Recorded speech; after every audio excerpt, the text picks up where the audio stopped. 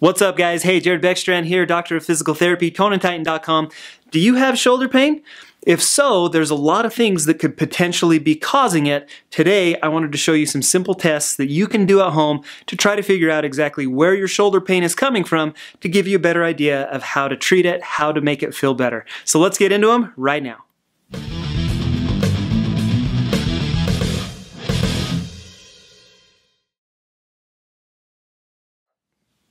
Alright, you guys, hey, thank you so much for joining us on Tone and Titan today. We've got just a ton to get through, and so I'm going to jump right into it. So that shoulder joint, it's the most mobile joint in your body. There's just a ton of motion that's available at it, but there also needs to be a lot of stability in that structure. So that being said, there's lots of muscles and tendons and ligaments that kind of tie it all together. It's probably the most complex joint in the body, and with that, there's a lot that can go wrong with it.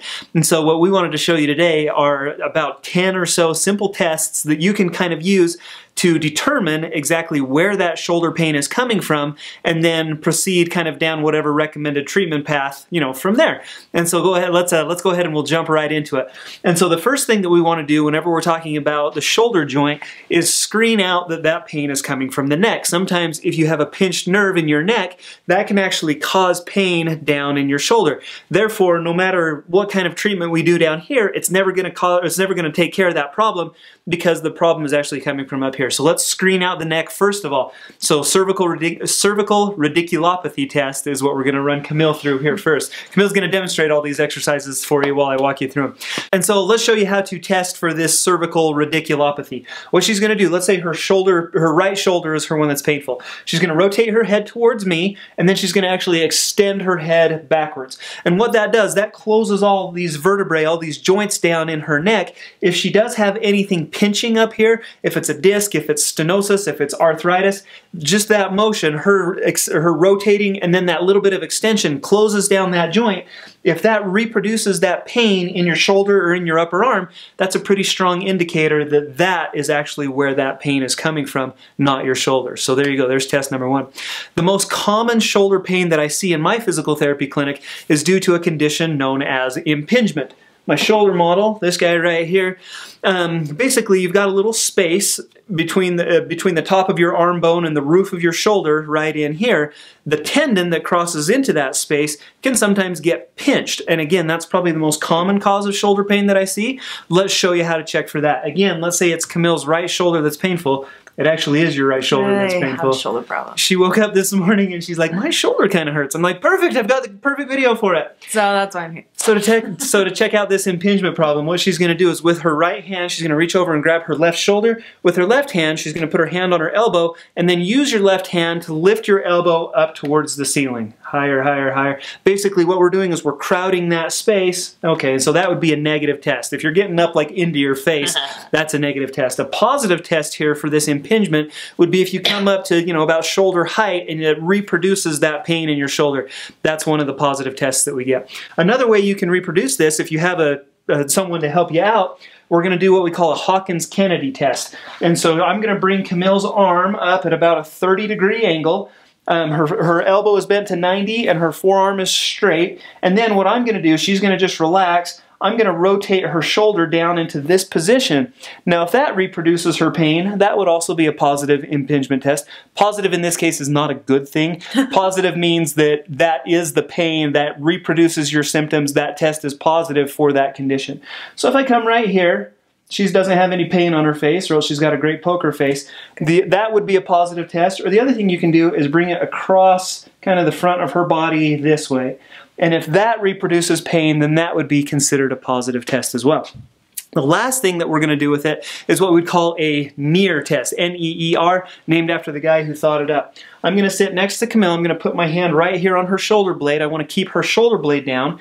And then what we're going to do is very slowly lift up into this position. She's got a little bit of some tightness going on right there, but no pain yet, at least not that I can see on her face. And so now the last thing that I want to do, I'm going to get a little bit better grip with my hand here. Bring her up here. Now I'm going to internally rotate. So I'm twisting her arm. Her thumb is coming towards you guys. Her thumb is coming towards the camera, and that's just one more stress that you can put on that tendon in there. And so again, she's going to go kind of palm up this way. I'm going to come up, that might be pain-free. If I rotate here, if she says, ow, that would be a positive test for impingement. So those are our 3 impingement tests. If any of those are positive on you, check out the link in the description down below. I'm also going to put a link, it's floating up on the top of the screen right now. That's where you need to go to check out how to take care of that shoulder impingement. That's another video that I shot a couple of weeks ago. Those tests, or those things, will help you out. Okay.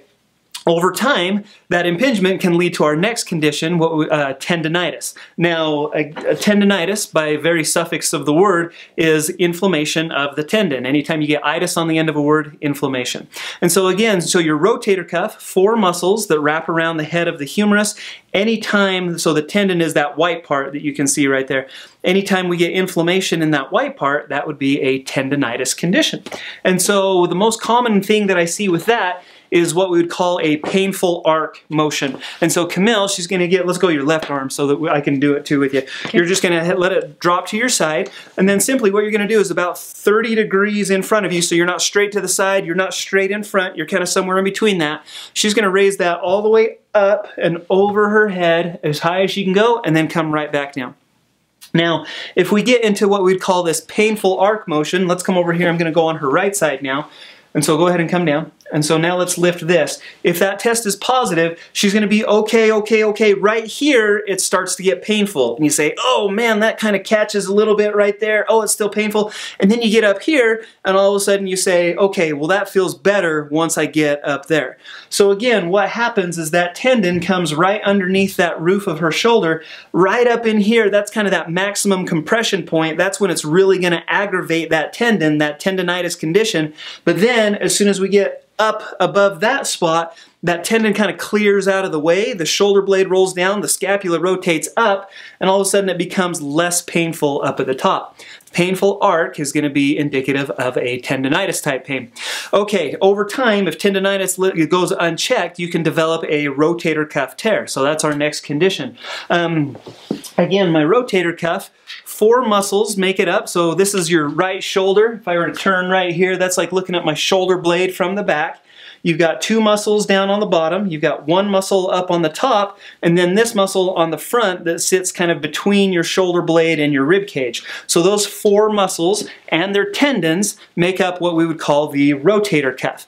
And so to check and see whether or not you've got a rotator cuff tear, what Camille's going to do, so let's check the 3 muscles that are mostly affected with this are the 3 that are on the back. 1 on the top, 2 kind of, down a little bit lower. They perform different functions. So to check those 3 muscles, Camille's going to get both of her hands into this position right here with her thumb up. And now, what she can do is in that position, even for her to just rotate her hands down, we'd call that an empty can position. If I'm holding 2 cans, this would be full can. Right now, she's dumping the can out, so that's empty can. So if that reproduces pain, that can kind of get you thinking, okay, it might be that rotator cuff tendon that's affected.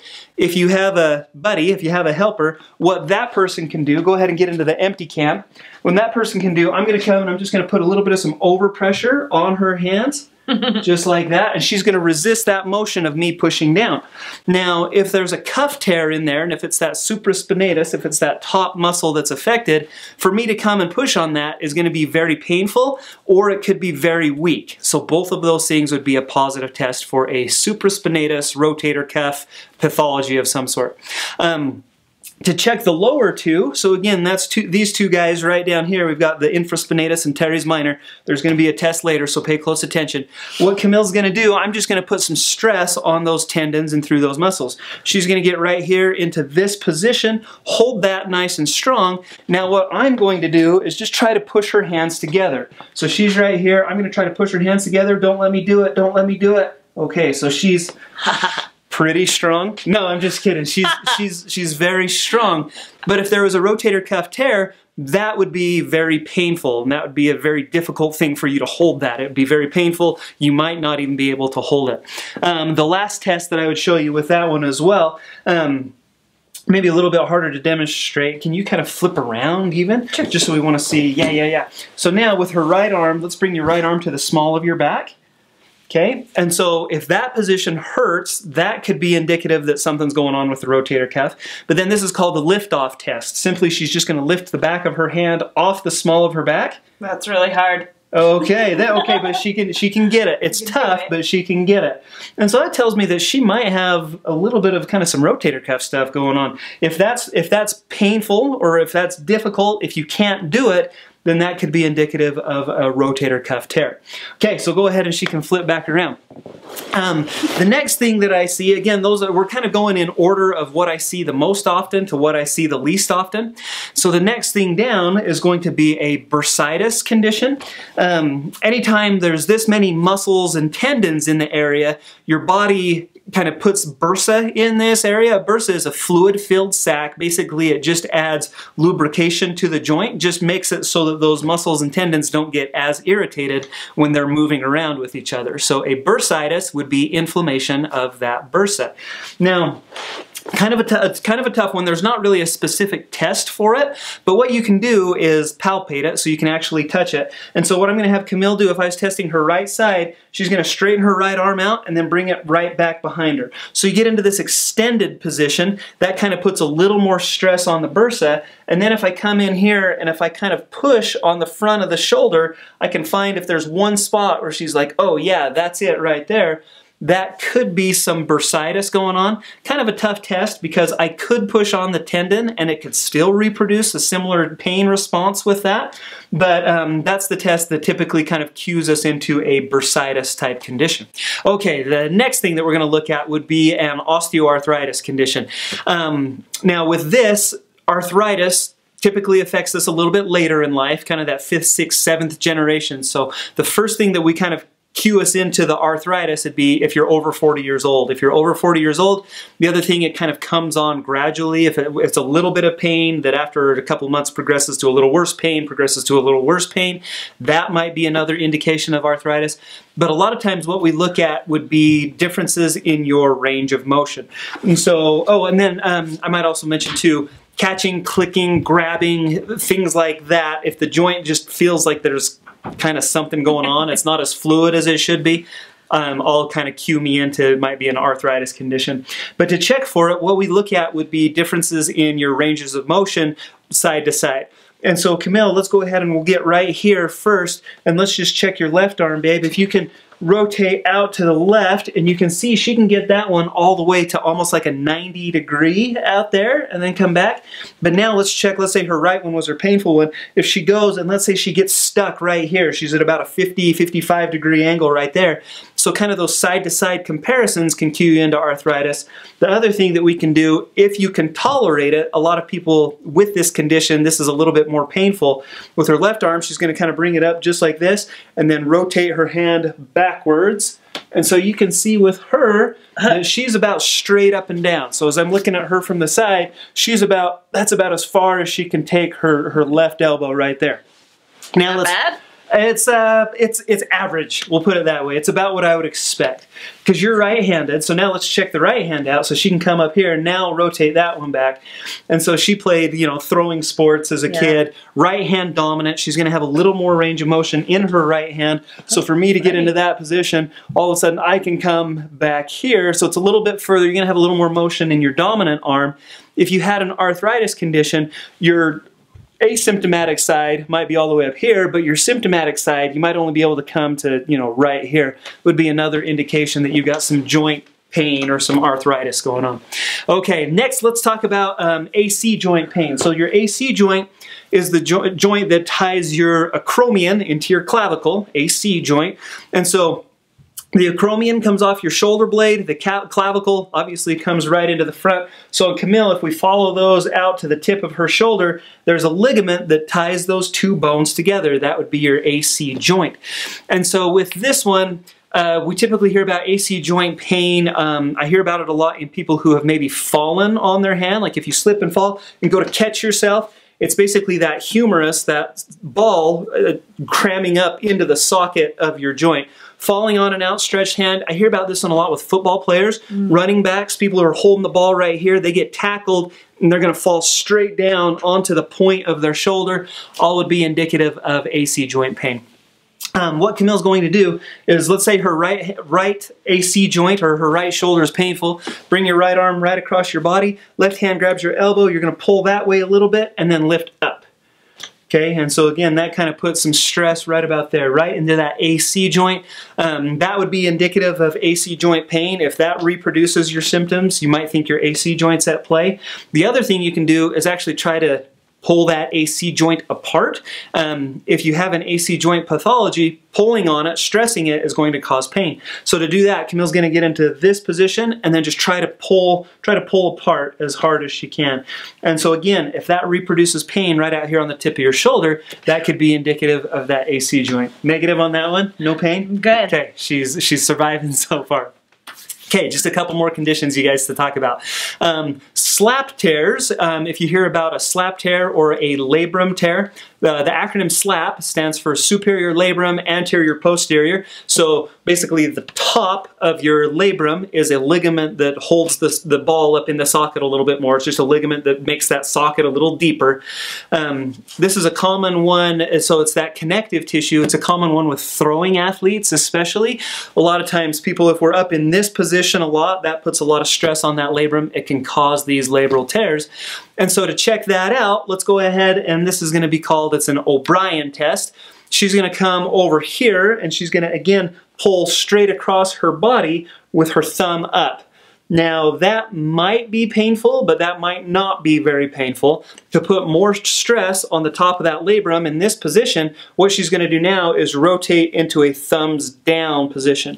So if we're thumbs down and we pull across the body right here, that puts more stress on the top part of that labrum. It would be considered a positive, painful test if it reproduces your shoulder pain or your shoulder symptoms. No labral tear? Good. Okay, we're Good there. knocking it out. Looking good. Okay, and then the last thing that we are worried about, the last thing that I see regularly in my clinic would be an instability test. This is common if you have really lax joints, if you're double jointed, if you can, bend your thumb all the way back, if your elbows hyperextend or if your knees hyperextend, just joint laxity in general. And so instability would be instability of the shoulder joint. If you've had it dislocate a lot, obviously that can be a big cause of shoulder pain. And so to check for that, what we do with Camille, let's bring her up into this position. So if we bring her into right here, shoulders at a 90, elbows at a 90. Right now, hands pointed straight towards you guys. But if I hold her here, and then if I start to externally rotate her, meaning her hands going up towards the ceiling, she's going to get really nervous about that. She's going to say, no, I don't want you to take that any further because it feels like my shoulder is going to pop out of my joint if I do that. Go ahead and lay down on your back, babe. Your head down that way. I'm going to show you guys over here.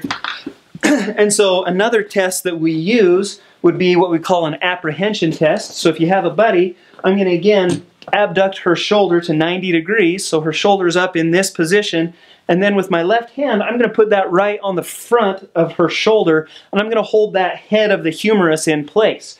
Now, if I externally rotate, she's going to say, okay, hey, that feels better. But if I get rid of that hand and try to externally rotate, she's going to get really nervous, and she's going to say, no, no, no, don't take it any further. That hurts, that feels like my shoulder's going to pop out of joint. You're good. Here, I'll switch your spots. Those would all be indicative of a apprehension test or an instability test. Okay, you guys, that's like 2 years of PT school in just a short YouTube video. I hope that helps you guys out. I hope that helps to give you some kind of indication about where your shoulder pain might be coming from. I know I came at you hard and fast with a ton of tests there, but hopefully those are easy to follow along. You can do them at home. If you have a helper, or you don't have a helper, you could use somebody. You don't necessarily have to use somebody for all of those tests. Hopefully that points you in the right direction as to where your shoulder pain might be coming from. I hope you guys found this useful. If you did, go ahead and hit that thumbs up button down below. And thank you so much for those likes in advance. If you haven't done so already, take this chance to subscribe to Tone and Tighten here on YouTube. My goal is to make you the fittest, healthiest versions of yourself. I'd love for you to subscribe to my channel so that I can help you to get there. If you have any questions or comments, go ahead and leave those down below. I'll get to those as soon as I can. And thank you so much for joining me. We'll see you next time on Tone and Tighten.